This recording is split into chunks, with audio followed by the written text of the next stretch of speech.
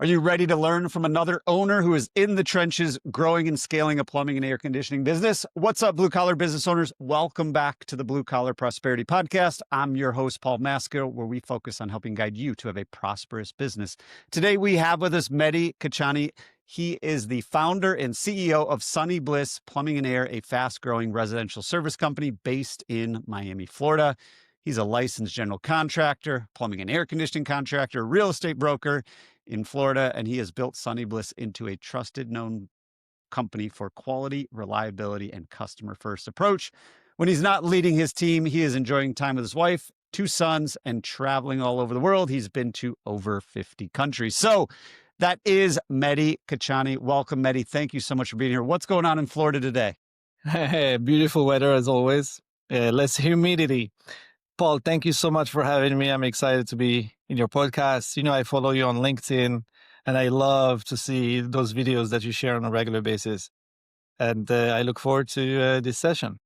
Yeah, I appreciate that. Thank you, Mehdi. Excited to have you here. But really, I think our listeners love learning from other people that are in the trenches, doing the thing, scaling the business, and really, going on the same journey that they're going, because sometimes we get caught up with all the stuff on social media and the bright, shiny objects. And then when we realize there's a lot of other people doing the same thing, it helps out. And you were just talking about, you were at the Next Star event and learning from other people that are bigger than you, helping people smaller than you, bigger than you. So let's get into it. Where we really want to start is your journey. So how did your journey start in the trades, in construction, before you got to where you are today? Yeah, I have quite of an atypical background, let's say, but I come more from a white collar environment in the sense that I'm probably I studied for too long, studying engineering and then doing my MBA. I led a corporate career for 12 years, and then eventually I started my journey in entrepreneurship. This is my third business, actually. I launched a property management business and then a construction business, residential remodeling business called JMK Contractor. And then from that business, I spun off the plumbing and HVAC home service business. It was initially called JMK Plumbing. And then I realized that it's a terrible idea to call your business with letters. And guess those initials, the first one is my wife's first name, initial, and then Mehdi, and then Khachani, which in my opinion was a terrible idea. Now that I'm a little bit more educated in branding.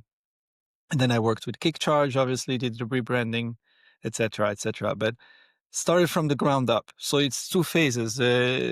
Start green, and then eventually I did my first acquisition this year. It's funny you mentioned the initials, and then you mentioned KickCharge. We had Dan Antonelli on the show a while ago, and obviously that's one of the things that he can't stand is when people name their company over their initials or their last name or their first name. So obviously you were okay letting that go, rebranding to Sunny Bliss. If you guys haven't seen the brand, connect with Mehdi online when the show is over. It's an awesome brand. I think it fits well with where he's at and what he's trying to do. So I think something that's interesting, though, because there's been a lot of white-collar people getting into the trades in the last 4 to 5 years. But like you actually started from the ground up. You first got your general contractor's license, right? Like you weren't just a white-collar guy pushing spreadsheets. Like you were in the trenches. In the trenches, I got my experience. Luckily in Florida, I think if you have a construction-related bachelor degree, they credit you 3 years of experience. So I only had to get 1 year of experience to get my GC license. I did the same for the subsequent ones. But yeah, that's kind of how I started. So you also have your plumbing license and your mechanical license as well. Like Absolutely, yeah. You're one of them. Like you're just not a private equity guy that's pushing spreadsheets and hoping their license holders don't leave the company. No, exactly. I have the licenses under my name, which is gives you some peace of mind, and you don't depend on another person. But I'm still, to be honest, Paul, I'm still trying to figure out what this business represents for me, in the sense that I know a lot of people, they tell you, hey, if you go into a business, you want to exit, think about the exit. You want to get in, get out, sell the business. For me, I see it more as a legacy and as a lifestyle. business for me. So and that's the big difference, I think, from a private equity, let's say, perspective. I'm really involved in the day to day, and I enjoy building a business from scratch and growing it, and building teams, and defining the culture and inspiring the people that make up our company. This is, and I see myself doing this for the next 10, 20 years, and I'm completely comfortable with it. Yeah. And I agree with you there 100%. I love the book Built to Sell because they talk about building your business sell even if you don't want it, so that you can do exactly what you said, scale it up, impact other people, give people other opportunities, leave a legacy. Yeah. Before 2020, I would say 95% of the people in the trades had the same mentality as you of like, I'm going to do this thing until, somebody else takes it over at some point, versus post COVID, everyone says they want to sell their business and they want to do all the things because they hear the gurus talking and they see all the things on social media and all that. So I love the transparency and honesty that you actually want to do this for the long haul. So Yeah. you started with general contracting, you moved into plumbing. So let's kind of pick it up there. You move into plumbing, JMK Plumbing. Hmm. How did Yeah. that go? How did it start? Well, it started with a lot of learning. I to be honest, I got in a little bit naive about the business. I know there are things that I was doing from the get go that needed some adjustment, and I tried to accelerate that journey. I know a lot of people, they start small and they grow organically. They're like, okay, let's see how it goes, and over time they build a reputation and everything. And what I've tried to do very earlier on is just try to get to do everything faster, which, in my opinion, in retrospect, it's a lot more difficult because, if you're trying to force growth, it's expensive, and it's going to impact your cash flow. You'll be negative if you're going that route. So that's what I was doing. I think some of the initial mistakes that your audience can learn from is also the compensation of the people, the technicians.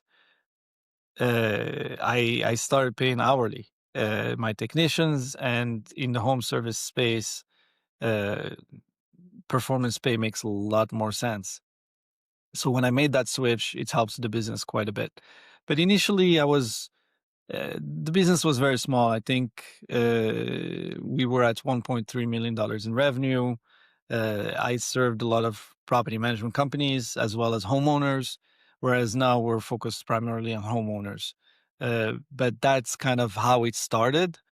And then we try to, learn from the bigger players, and try to optimize the business and get to a better place. So you mentioned performance pay, and I think that, one, I 100% agree with you. Performance pay allows you to attract better talent, incentivize better talent, encourage them to continue to get better. The better they get, the more money they make, that they can move up in the company.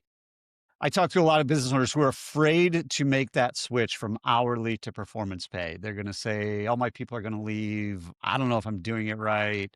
They're just going to sell things that customers don't need. All the things that we hear, the excuses we hear. How did that transition go? How did it play out when you're like, all right, guys, we're going from hourly to performance pay? I think one of the advantages I had was that the my base was small, so I didn't have that much to lose in some way. I don't think it was necessarily well received. I tried to do it as gradually as possible. So whenever I hired someone new, that new person was going to be on performance pay, whereas the legacy, let's say, technicians, I allowed them to stay on hourly. But what I saw is the productivity of someone on hourly in the home service space. I know in construction is a different story.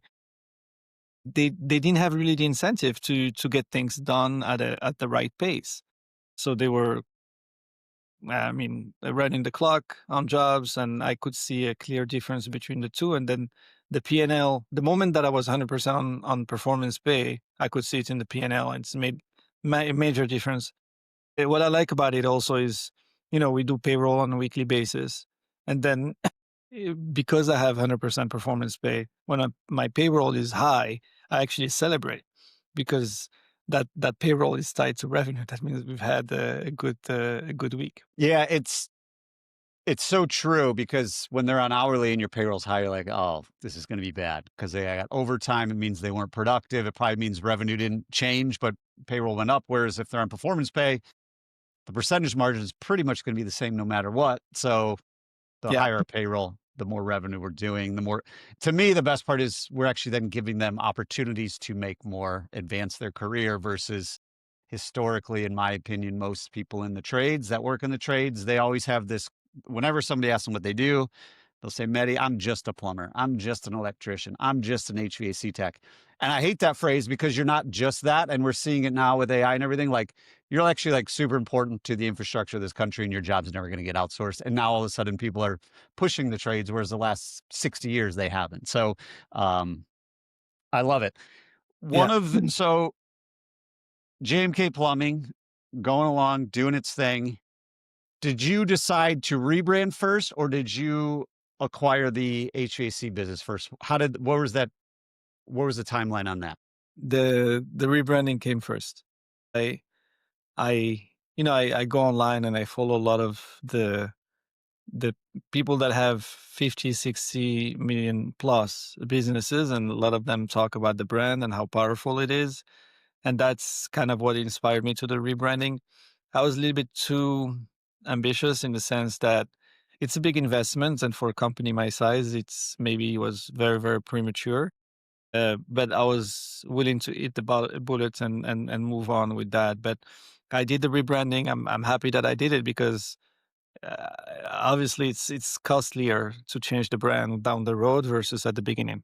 But now it's a brand that we own and that we're going to protect and grow, and we don't have to think about it. I did essentially, my mentality was, yeah, do a lot of the investments at the beginning and then stabilize the business and grow from there a little bit more organically. But yeah, those first couple of years were not financially sound, to say the least. Yeah, and coming from the CFO's perspective, I do agree to, like you said, it's a lot cheaper, a lot more financially sound to rebrand early if you have the capital or cash flow to do it, because it's a lot less trucks to rewrap. It's a lot less, website changes. It's a lot less everything, marketing collateral, uniforms, all the things. And then, like you said, then we can scale from there. However, if you don't have the funds, because rebranding is not cheap, but it is very valuable, it can put a hurt on cash flow, which then could take you down the other way. So what would you have Exactly. done differently with the rebrand? You're super happy with it now. There's plenty of people listening to this like, man, they're on the edge. Like, should we rebrand? Should we not? What would you have done differently? Huh, excellent question. I I I I have this idea that I don't really have regrets. Whatever, if you decide to do it, you're right. If you decide not to do it, you're right as well. Um,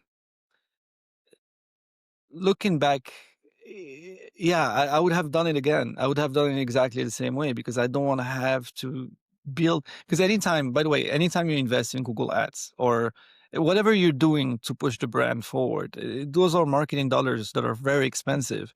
You're building brand, so it's for me, it's a waste of money to have had spent 20, $30,000 in Google Ads on JMK Plumbing, knowing that JMK Plumbing is no longer going to be. So now that I have that new brand, and I've seen it, like when I go on Search Console and I look at the traffic, people actually don't look for plumbing at Miami; they look for Sunny Bliss, and that's a big part of what we're trying to accomplish. Yeah, it's just you bite the bullet earlier on, and and once you have it, nobody's going to take it away from you, and you're going to have it for the next 20 years.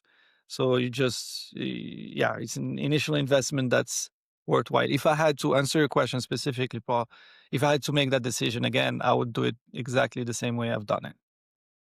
Love it. And I think the big thing to hit on there for the listeners is what Mehdi said, as far as what people search for. And I feel a lot of people in the home service business in general, that they think their marketing company is going to has the magic bullet of, hey, if we just give you money, you're just going to start printing money for us in return. Where we got to understand, home service is like a demand business. So they're not going to need a plumber today if they see your van or they see JMK Plumbing or they see Sunny Bliss. But when they do need a plumber, they are going to ask themselves in their brain, what is that thing I always see? Oh, I always see the iguana or chameleon or lizard, whatever Sunny Bliss's logo is. It's Yeah. stuck in my brain. And I don't even live in Miami because I see it online. And then that's what I search for. And Dan Antonelli preaches it. And it is so true, because most of our services when they see us, they don't need us, but when they need us, we need them to remember. We need to own a little bit of space in their brain that who's that plumber I always see, or who's that electrician I always see, or who's that HVAC Exactly. company I always see. So, You know, great insight there from someone that's actually been through the rebranding process. So we rebrand. Now you decide to grow through acquisition. That's a hot topic for everybody. How did that go initially, and then how's it going today? yeah. So to put things in perspective, I'm in month uh, 8, 9 of the acquisition, so I'm still in the middle of it. Um, I think if I had to use a word to describe the acquisition, is painful. Uh, I mean, obviously, you put things in spreadsheets and you try to project and model how, I mean, the benefits from the acquisition, right? You're going to increase your revenue, you're going to see some synergies, you can save on some headcounts. But the reality, and then you're going to have all these incremental customers. But the reality is a lot different than that. For me, if you're going to do an acquisition, number one is obviously you need to have the funds to do it. And you don't want to lever too high, too much, because I know a friend of mine who couldn't who bought a company, and then the new entity was not able to service the debt of, and then he had to close shop. So you have to be very conservative. I mean, don't buy something that's with debt that's so big that the cash flow is not going to be there to service the debt. Then I think the other components, and you know this better than anybody, is the working capital, right? So if you have a big organization, you're going to need a bigger working capital to run it. Even though, yes, we're in home services, we work with homeowners, most of our transactions are COD. What all that does is obviously it lowers your working capital need, but still, if you have a bigger operation, just know you're going to need deeper pockets to run that operation. And so that's also another factor to account for. And then if you're not private equity and you're a business owner like myself, you're going to be in the trenches. And I don't have necessarily the resources to hire a GM, or I'm the GM of the business. And I hired my service managers. I'm doing training on a weekly basis with the technicians. I roll up my sleeves and I get stuff done. So I had a very similar conversation with my wife this morning. And I told her, we're working out together. And I'm like, if we could go back in time and you choose between doing the acquisition versus not doing the acquisition, what would you pick? And my poor wife, we have very different personality traits. I'm a high D and I like to get stuff done, whereas she's very steady and loves processes, procedures, and stuff like that. So I'm a huge source of stress for my wife, and I admit it. But and she said yes. She said I'm glad that we did it, which was reassuring for me to hear. Obviously, the business we're more than doubled the revenue from the JMK Plumbing than Sunny Bliss, etc. So I like to say it would have taken me probably 3 years to get to where I am right now after the acquisition. And the payback may not be as fast as I projected, but 3 years, 4 years in the life of a company is a long time. So I'm glad to be where I am. Obviously, I'm still dealing with hurdles and optimization. And the other thing, Paul, that I would like to add is before you acquire a business, especially if it's a business that you're going to add on top of an existing business, make sure your processes are in check. Make sure you work with Paul and you know that your numbers make sense, because if you amplify something that's inefficient, if you amplify something that has is not profitable, you're gonna go through serious problems. So first, make sure that whatever you have, if you're not starting, if you're not just gonna have that company acquire, make sure that's optimized. Yeah, it's great advice because as you and I know, a lot of people chase that top line, but if there's nothing left on the bottom line, if you just add to it, now you've got a bigger problem to deal with, less resources to tackle those problems. And if you have debt to service, then that just that really accelerates the unfortunate doom of a potential business. So you had mentioned working capital. I think this is something important to note for that I've seen happen more than once is when we acquire a business, we also have to learn what is that current business doing? Because what I see a lot of times is those current technicians might not be used to using technology where they take payment right up front. And they're just used to the office sending an invoice and hopefully we get paid one day. So then getting them on board to do it is going to take a little bit of time too. So I've seen companies get stuck, might be a financially healthy company, but they're assuming, well, our current business we have Service Titan and we swipe a card and everything's good. But this business that we're acquired might not do that.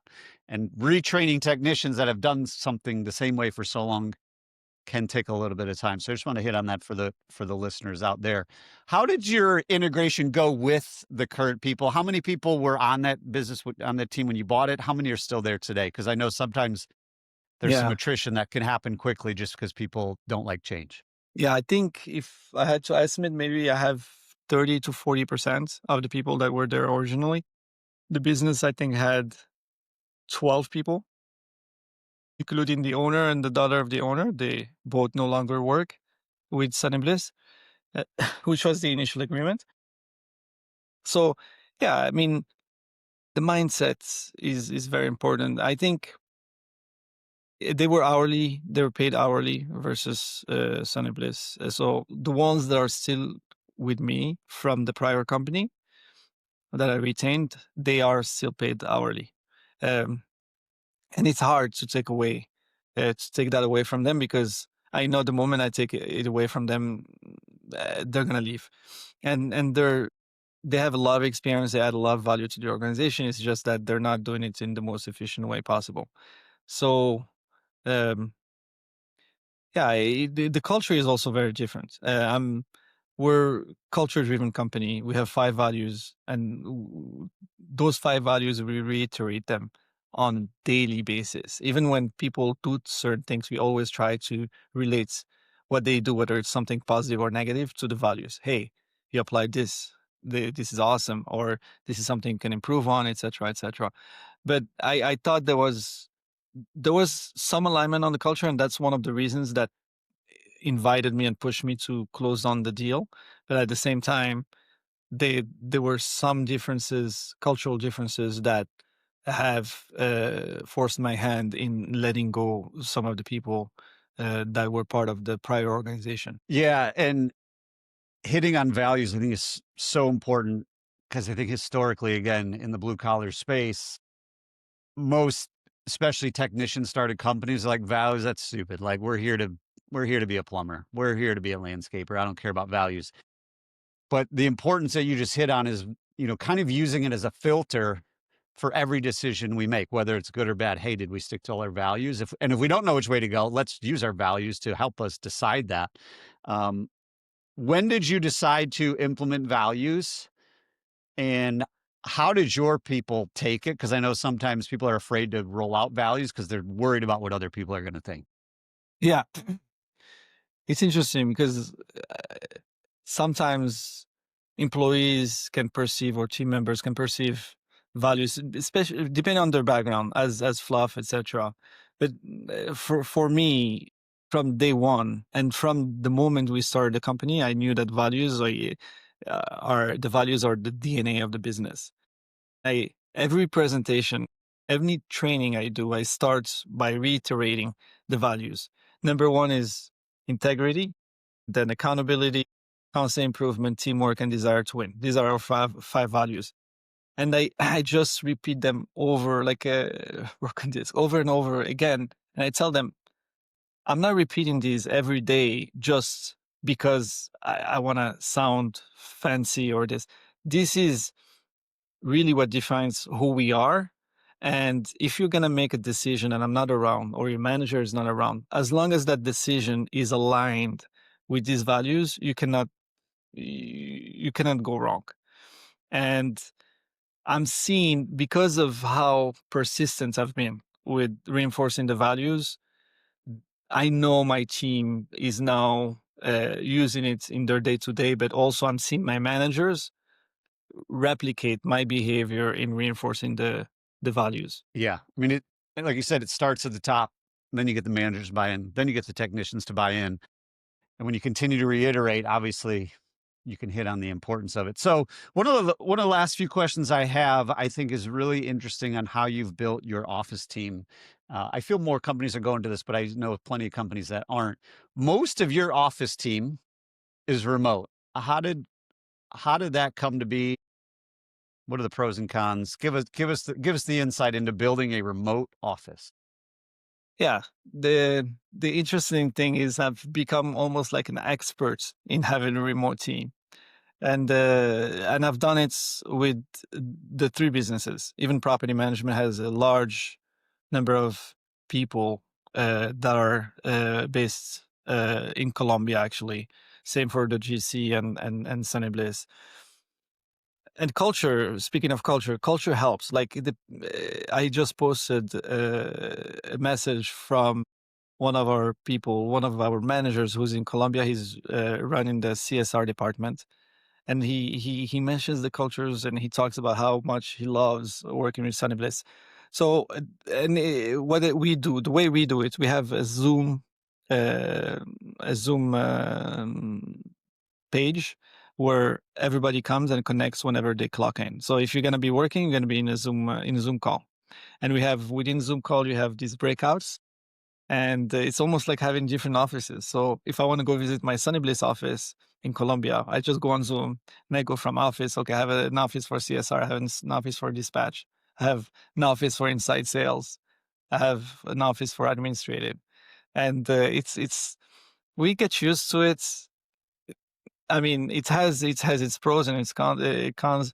I think the people that we were able to hire are, first of all, their English is perfect. They speak just as well as anyone else.